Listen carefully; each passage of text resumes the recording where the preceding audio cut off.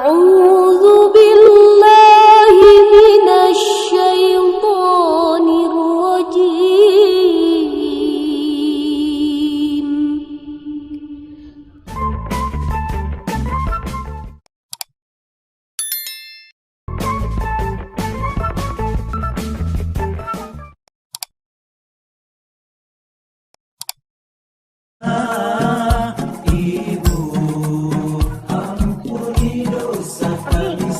Baik, Ustaz tadi ibu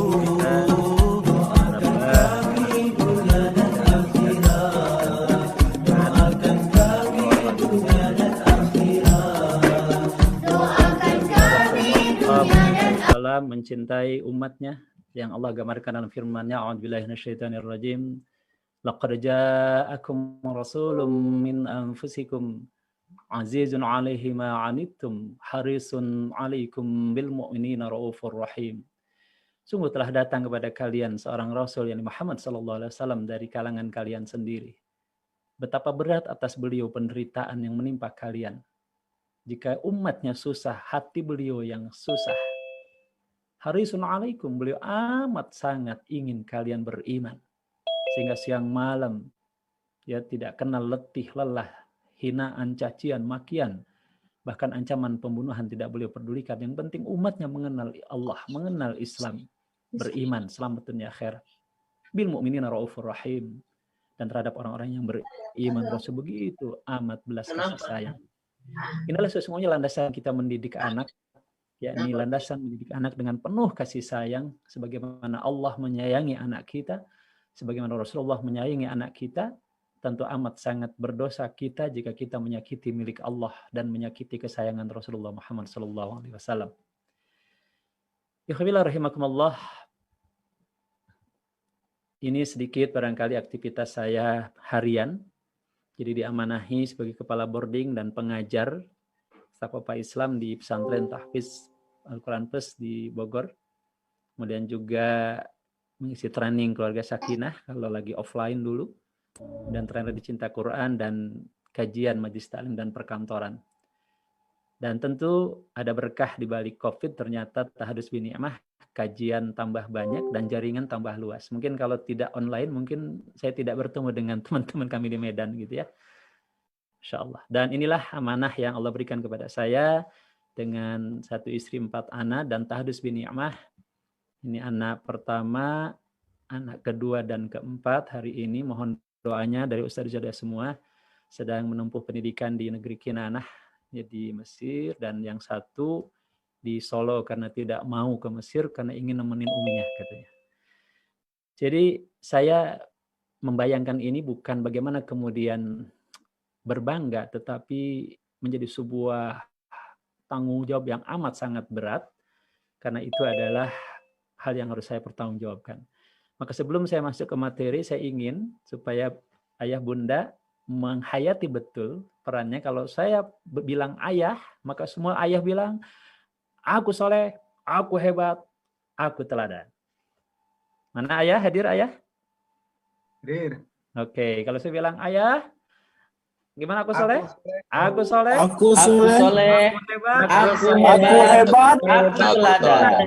Aku teladan. Ayah. Aku soleh, aku hebat, aku teladan. Aku teladan. Kalau saya bilang bunda, gimana bunda? Aku soleha, aku smart, aku lembut. Oke, bunda. Aku soleha, aku smart, aku lembut. Oke. Anak kita, kalau semua jawab ayah bunda. Anak soleh, anak pintar, Anak soleh, anak pintar, luar biasa. Sekali lagi ya. Ayah. Aku soleh, aku hebat, aku teladan. Bunda. Aku soleha, aku smart, aku lembut. Anak kita. Anak luar biasa. Amin ya, mudah-mudahan teladan lembut. Baik, di antara faktor kegagalan pendidikan adalah memaksa anak memahami dunia orang dewasa. Ini perlu disadari betul, seringkali yang berbicara adalah bukan kebutuhan pendidikan anak, tapi ambisi orang tua. Satu contoh misalnya, ketika anak kita masih kecil, dia teriak-teriak, dia lari-lari, sementara kita baru pulang kerja, capek, kita ingin istirahat, terus kita menuntut anak kita yang masih kecil itu untuk mengerti kita bahwa kita capek. Terus kita marah. Nah, bisa diem nggak? Abi ingin istirahat, Abi capek pulang kerja. Kira-kira anak kita bisa paham keinginan orang tuanya? Tidak. Anak itu tetap loncat-loncat, anak itu tetap teriak-teriak, dan bahkan dia ingin abinya bermain dengan dia. Abinya bilang, nanti nak, Abi capek, habis pulang kerja, nyari uang buat kamu. Kira-kira paham anak kita capek nyari uang? Enggak. Tidak. Tetap, ayo Bi, main Bi. Nah, Abi capek, ingin istirahat. Nyari uang buat kamu, buat sekolahmu, buat susumu. Apalagi sekarang BBM naik, semua serba naik. Wah, kira-kira anak kita pahamkah kesulitan kita? Tidak. Itu satu contoh bagaimana kita seringkali memaksa ya anak kita memahami dunia orang dewasa. Yang harus kita lakukan adalah kita masuk ke dunia anak-anak karena kita pernah jadi anak-anak. Kalau mereka belum pernah jadi orang dewasa. Maka lihat baginda Rasulullah Muhammad SAW, kalau beliau bertemu dengan anak-anak, beliau larut ke dunia anak-anak. Ya, ada satu kisah beliau ikut bermain mereka, ikut perang-perangan, ya ikut di dibagi dua kelompok, beliau di salah satu kelompok gitu. Tapi anak-anak protes, oh enggak lah, di situ ada Rasulullah pasti menang gitu. Tapi terlihat di situ Rasulullah larut dalam dunia anak-anak. Ya, ini yang pertama, mohon disadari. Jadi kalau kita akan mendidik anak-anak, pahami betul dunia mereka dan penuhi pendidikan mereka sesuai dengan tahapan usia mereka dan sesuai dengan kebutuhan mereka di usia itu. Kalau saya tanya ayah bunda, pendidikan pertama dan utama di rumah atau sekolah? Di rumah. Di rumah. Ya? Di rumah. Di rumah. Baik. Ini mudah-mudahan didengar oleh para orang tua siswa agar tidak ada lagi orang tua yang menjadikan sekolah sebagai laundry atau bengkel reparasi. Ya. Jadi terima bersih gitu, terima bagus, tinggal terima bayar. Makanya kalau kami juga sama ya, insya Allah semua di sekolah kami, kalau orang tua mau menyampaikan anaknya di sekolah kami tanya dulu, mau nggak? Ya, Bapak Ibu yang mendidik pertama dan utama, kami sifatnya adalah membantu Bapak Ibu.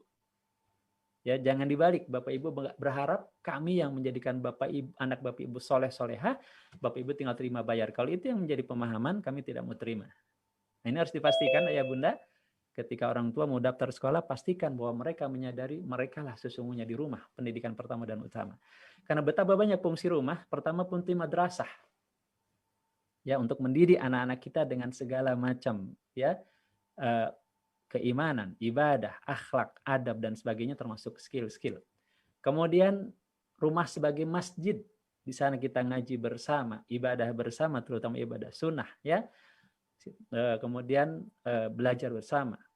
Rumah juga sebagai fungsi rekreasi. Jadikan rumah sebagai tempat rekreasi yang menyenangkan bagi anak-anak kita. Di sanalah kita bercanda. Bagaimana Rasulullah dulu balap lari dengan istrinya gitu ya.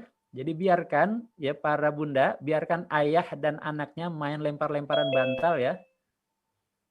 Ya biarkan acak-acakan, nanti tinggal bagian bunda yang merapihkan.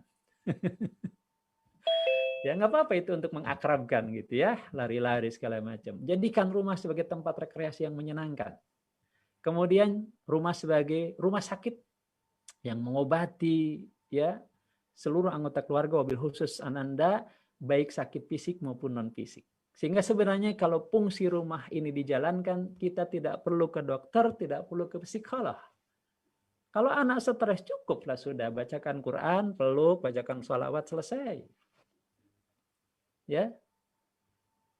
Dan ada 4 titik dari anak kita yang itu sangat dianjurkan selalu dicium. Yakni titik kening, ya, titik ubun-ubun, titik ubun-ubun, kening, titik pipi, titik tangan. Ya, jadi ubun-ubun, kening, pipi, tangan. Jadi kita cium tangan anak kita ya, untuk kemudian muncul sentuhan-sentuhan dan rangsangan kasih sayang. Kemudian rumah sebagai benteng yang menjaga anak-anak kita dari berbagai hal yang membahayakan, terutama hari ini berarti menjaga dari serangan pemikiran yang bisa menyesatkan, entah itu dari film, kartun, segala macam. Maka saya sejak dari kecil anak-anak itu kemudian kita sepakat hasil ngobrol sudah talak 3 dengan televisi waktu itu ya. Waktu itu belum ada gadget. Talak 3 dengan televisi. Kenapa? Saya merasa lebih aman tidak ada televisi daripada ada tapi menjaga gitu ya. Lebih sulit kalau ada tapi menjaga daripada kemudian tidak ada. Nah, tapi kita kemudian berikan alternatif tontonan, alternatif bacaan ya yang tentu bisa terkontrol oleh kita. Karena kita tidak bisa menyaring bagaimana iklan, bagaimana film-film kartun yang juga membawa nilai-nilai kesyirikan, ya, dewa dan segala macam. Kemudian rumah sebagai kompi pejuang. Dari rumahlah muncul para mujahid-mujahid hebat di masa sahabat, ya, di masa tabi'in, ya, ulama-ulama salaf. Dari rumah muncul para mujahid-mujahid yang agung. Nah, karena itu fungsi rumah harus dikembalikan sebagai madrasah pertama dan utama. Baik, di rumah berarti pendidiknya ayah dan bunda. Kita sepakati lagi, pendidik pertama dan utama, orang tua atau guru? Orang tua. Orang tua. Orang Baik. tua. Sepakat ya orang tua ya? Sepakat Ustaz. Baik, kalau orang tua kira-kira ada alasannya? Kenapa harus orang tua? Karena yang memahami karakter anak itu adalah orang tua. Tanggung jawab kepada Allah Adalah orang tua. adalah orang tua. Berarti orang tua yang tidak menjalankan fungsi utamanya bertanggung jawabnya. Ya, mari kita lihat ya landasan-landasan syar'inya. Pertama, Rasul bersabda, ya, kullu mauludin yuladu 'alal fitrah fa abawahu. Ya, setiap anak dilahirkan dalam fitrah, kedua orang tuanya lah yuhawidanihi au yunasirani au yuwajisanihi, yang menjadikannya Yahudi, Nasrani atau Majusi. Jadi kedua orang tuanya Rasulullah sorot. Ya, begitupun jika meninggal anak Adam terputuslah ya amalnya kecuali dari 3 hal, yaitu sedekah jariyah, atau wakaf, ilmu yang bermanfaat, atau anak soleh yang mendoakannya. Kalau kita salat, maka kita dapat pahala hari ini, tapi setelah kita meninggal tidak dapat pahala lagi. Kita saum, kita dapat pahala hari ini, tapi setelah kita meninggal kita tidak dapat pahala lagi. Tapi wakaf, hari ini kita wakaf, kita dapat pahala, setelah meninggal kita dapat aliran pahala. Kalau kita mengajarkan ilmu juga demikian, dan setelah meninggal kita dapat aliran pahalanya. Dan ketika anak soleh itu kita dapat pahala mendidik mereka dan mendapatkan aliran pahala ya kesolehan mereka. Persoalannya adalah belum tentu kita yang mensolehkan dan belum tentu kita yang mendapatkan aliran pahala kesolehan anak kita secara maksimal.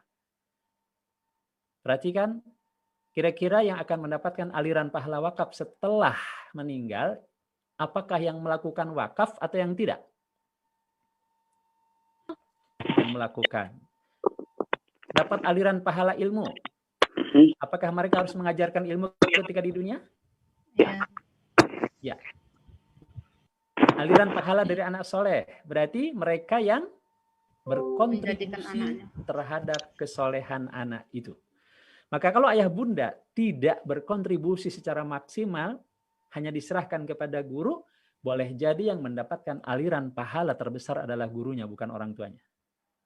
Maka inilah sebenarnya ayah bunda, ini investasi akhirat kita yang terbesar adalah anak-anak kita yang Allah sediakan buat kita. Jangan biarkan anak-anak kita, pahala kesolehannya mengalir kepada orang lain. Ya, maka Tadarus Binikmah, saya sejak memahami hadis ini, saya harus memastikan seluruh anak-anak saya, kami yang maksimal memberikan pendidikan kepada mereka. Sehingga kami pula lah insya Allah nanti yang maksimal mendapatkan aliran pahala dari kesolehan mereka. Maka berarti kalau ada orang tua yang terima jadi anaknya soleh dari sekolah, hanya terima bayar, maka dia tidak akan mendapatkan aliran pahala yang maksimal dari kesolehannya. Kenapa? Karena dia akan mendapatkan aliran pahala tergantung siapa yang mensolehkan. Nah, karena itu peran orang tua sangat sentral dalam mendidik anak, maka jadilah orang tua betulan, bukan orang tua kebetulan. Paham ya bedanya ya? Orang tua betulan dengan orang tua kebetulan? Dan insya Allah saya yakin ayah bunda semua termasuk orang tua yang betulan karena bersungguh-sungguh menjadi orang tua betulan, mempersiapkan diri, merancang dan terus menambah pengetahuan, terus mendidik diri menjadi orang tua yang lebih baik dan lebih baik. Kalau orang tua kebetulan, dia melahirkan anak sehingga disebut orang tua. Baik, sekarang pertanyaan berikutnya. Kalau rumah menjadi pendidikan pertama dan utama, tentu gurunya ada ayah dan ibu. Kira-kira siapa yang menjadi pendidik pertama dan utama di rumah? Ayah dan ibu. Antara ayah dan ibu siapa? Ibu. Ibu. Ayah gimana ayah? Pendidik pertama di rumah ayah atau ibu? Ayah. Ayo, belum sepakat. Ayah. Kata ibu ayah, kata ayah ibu. Ayo siapa? Pendidik pertama dan utama di rumah. Dua-duanya betul pendidik, tapi yang paling utama siapa? Iya. Belum sepakat nih? Ayah apa ibu? Ayah. Ayah. Ayah tidak ada tanda tanya. Ya baik, kita lihat saja bagaimana Quran memandang posisi ayah dan ibu. Kalau kita lihat ya di Quran surat At-Tahrim ayat ke-6 Allah menyeru a'udzubillahi minasyaitonirrajim ya ayyuhalladzina amanu qu anfusakum wa ahlikum nara wa quduhan nas wal hijarah 'alaiha malaikatun ghilajun syidad la ya'sunallaha wa ma amarahum yaf'aluna ma yu'marun. Wahai orang-orang yang beriman, peliharalah dirimu dan keluargamu, yakni istri dan anak-anakmu dari api neraka yang bahan bakarnya adalah manusia dan batu. Penjaganya malaikat-malaikat yang kasar, keras dan tidak mendurhakai Allah terhadap apa yang diperintahkan kepadanya dan selalu mengerjakan apa yang diperintahkan. Kira-kira ayat ini yang diseru siapa ayah bunda? Ayah. Ayah dan suami ya. Suami atau ayah. Berarti yang menjadi tugas utama ayah dan suami. Ayo para ayah silakan dijawab. Apa tugas utama ayah atau suami? Bekerja? Mendidik. Ayo para ayah, tugas utama para ayah atau suami apa? Mendidik anak. Jaga keluarga dari api neraka. Ya. Tugas utama para ayah adalah mendidik mereka, mengawasi mereka, menjaga mereka agar terhindar dari neraka. Didiklah mereka dan berilah pelajaran yang cukup untuk menghadapi hari esok. Kata Ibnu Abbas, laksanakan amal taat kepada Allah dan tinggalkan maksiat serta suruhlah anakmu selalu mengingat Allah. Niscaya akan menyelamatkanmu dari neraka. Jadi tugas utama ayah bukan mencari nafkah. Itu tugas tambahan. Tugas utama ayah apa? Menyelamatkan diri dan keluarga dari api neraka. Ya, para ayah, ayo kita renungkan kembali. Tugas utama kita adalah bukan mencari nafkah, bukan bekerja. Itu tugas penunjang. Tugas utama kita adalah memastikan diri kita, istri dan anak-anak kita selamat dari neraka. Maka saya setelah memahami ayat ini, itu saya cek tuh bacaan ya Quran istri saya, ya saya cek sholatnya, wudunya, saya cek pakaiannya, saya cek pemahamannya, saya cek ibadahnya. Begitupun anak-anak saya cek dan saya pastikan bahwa mereka terhindar ya semaksimal mungkin dari hal yang akan menjerumuskan mereka dari neraka. Kenapa? Karena nanti yang akan ditanya oleh Allah tentang istri dan anak-anak kita adalah kita para ayah, para suami. Ya, jadi dulu pernah ada yang nanya ke saya, Ustadz, saya kerja jauh katanya di Kalimantan, sementara rumah saya di Jakarta. Saya pulang 2 bulan sekali. Gimana itu Ustadz? Saya bilang keluar dari pekerjaan. Ya, cari di Jakarta ya yang dekat dengan rumah, ya yang penting halal, walaupun hasilnya besar nggak apa-apa gitu. Ya, kenapa? Karena tugas utama itu bukan mencari nafkahnya, mendidik mereka, mengawasi mereka, menjaga mereka agar terhindar dari neraka, yakni dari melakukan hal yang maksiat, dan bahwa untuk pendidikan itu butuh biaya, Itulah tugas kita mencari nafkah. Sepakat para ayah? Halo, cek. Nah, berarti ayah harus jadi driver keluarga. Ya, menentukan visi misi keluarga, nilai-nilai yang disepakati dalam keluarga. Ya, satu contoh Ta'arus bin Nikmah misalnya, tentu visi misi harus visi misi akhirat. Saya tanamkan ke anak-anak saya, kalian sekolah bukan untuk nyari gelar, tapi supaya paham ilmu agama, paham halal haram, tahu perintah dan larangan, supaya kalian bisa mengamalkan Islam, menjadi anak soleh-soleha, terus berikutnya menjadi pembela Islam dan syahid di dalamnya. Abi tidak berharap kalian fokus mencari gelar. Itu bonus saja. Dapat, alhamdulillah. Tidak dapat, nggak apa-apa. Jadi saya tanamkan itu dari awal. Silahkan sekolah jauh-jauh. Ya, silahkan. Yang penting fokus untuk memahami dinul Islam. Ya, yang kedua, nilai-nilai yang disepakati. Satu contoh misalnya, tapi mohon maaf kalau saya menceritakan apa yang saya lakukan bukan berarti kemudian saya merasa sudah baik, tapi ini sekedar contoh bahwa kita harus punya nilai yang disepakati di dalam rumah. Sebagai contoh misalnya, kalau di rumah kami, pertama bahwa kalau akan membeli sesuatu, pastikan halal yang pertama, yang kedua bahwa itu dibutuhkan, bukan diinginkan. Sehingga dengan prinsip ini misalnya, anak-anak kami itu tidak ada yang punya handphone kecuali setelah lulus SMA mau kuliah. Kecuali yang anak paling kecil, karena memang dia harus keluar ya setelah SMP.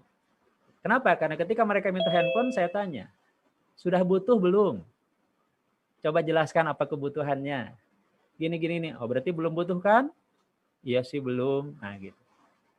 Ini sampai hari ini Ta'arus bin Nikmah saya pertahankan, sehingga termasuk istri saya pun kalau ingin beli sesuatu saya tanya, betulkah dibutuhkan? Kalau dibutuhkan, ayo kita beli. Jangankan 1, 4, 5 kita beli. Tapi kalau hanya keinginan, tidak.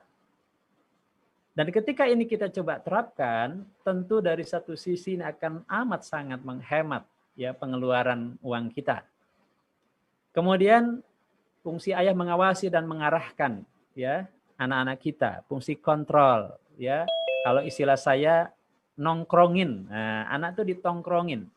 Ya, ditongkrongin dalam arti dipantau ya, ditanya gitu ya, dan memastikan bahwa apa yang mereka baca, apa yang mereka lihat, apa yang mereka lakukan dan pergaulan mereka itu kita tahu persis ya.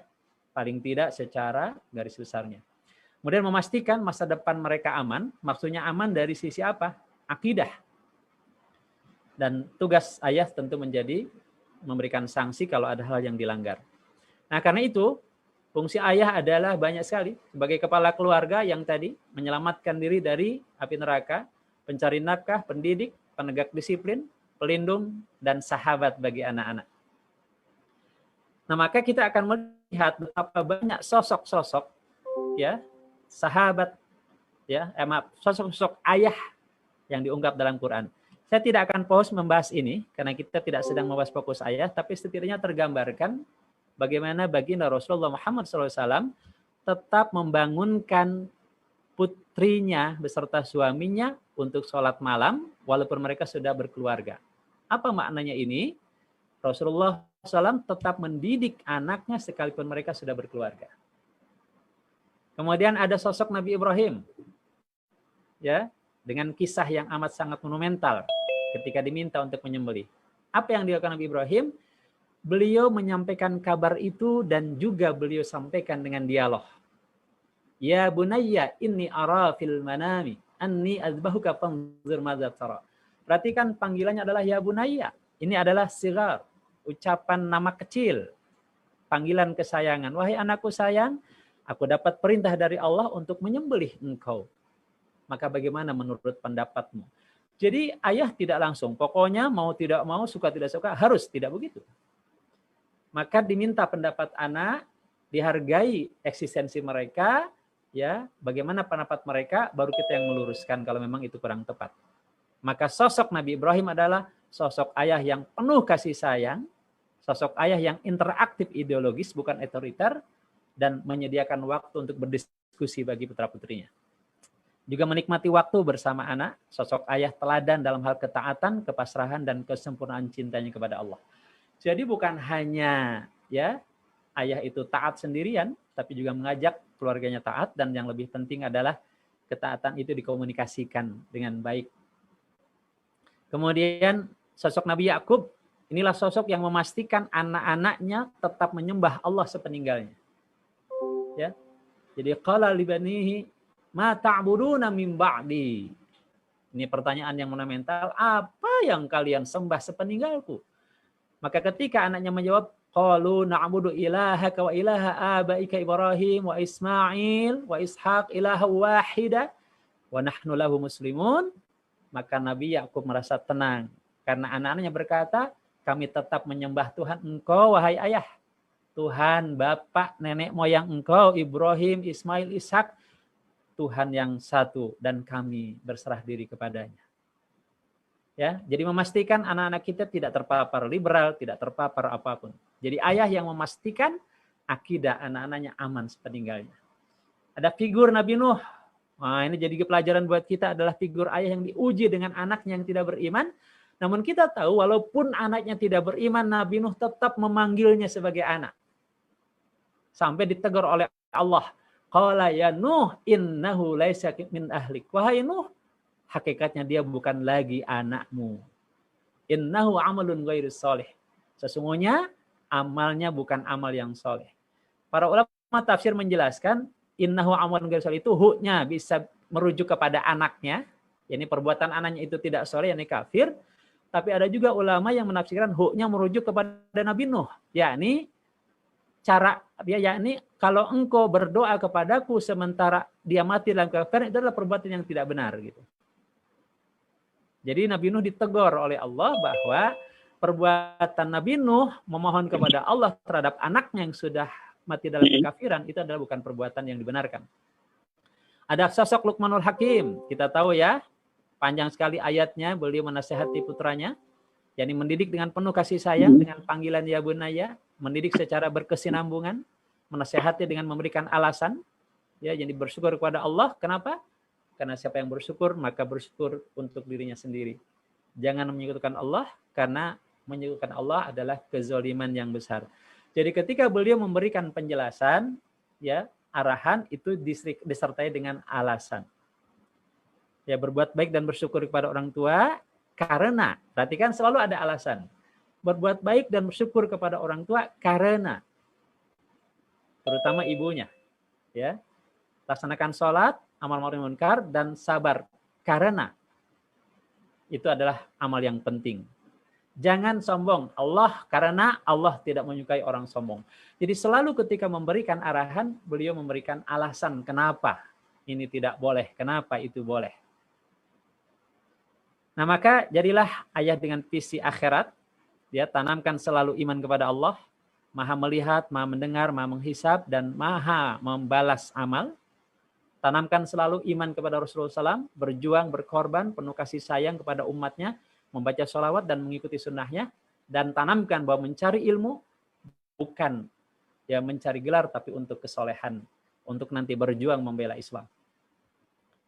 Ya, jadilah full time father. Nah, ini para ayah, jadilah full time father. Tentu di waktu yang disepakati.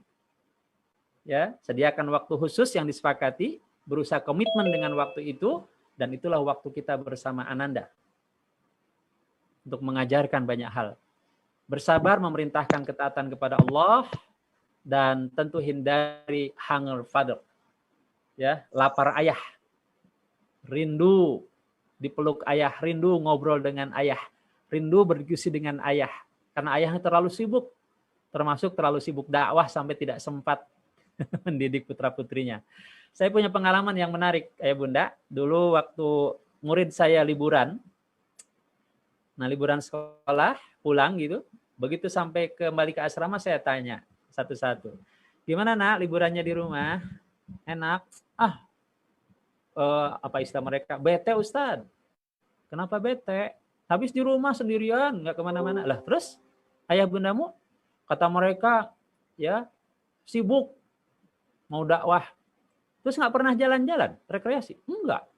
Kata mereka, rekreasi itu hanya buang-buang waktu karena Abi Umi mendingan dakwah gitu. Itu langsung saya tegur orang tuanya.